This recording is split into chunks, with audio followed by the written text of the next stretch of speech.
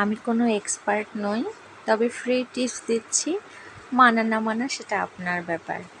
আমাদের ঘরের side table বা বেড সাইড যে কোনো পাশেই হোক এরকম একটা ফাঁকা স্পেস থাকে, সেটার উপরে আমরা খুব সুন্দর করে ডেকোরেশন করতে পারি। সেই আইডিয়াটা আপনাদেরকে আজকে দিব। এরকম একটা সুন্দর প্লেসমেট সেটার উপরে বিছিয়ে রাখতে পারি এবং সেখানে কিছু ফুল, এখন খুবই চলতেছে টিউলিপ ফুল বলেন বা এরকম একটা ফ্লাওয়ার ভাস রেখে সেটার মধ্যে ফুল দিয়ে দিতে পারি। এতে কিন্তু দেখতে চমৎকার লাগে।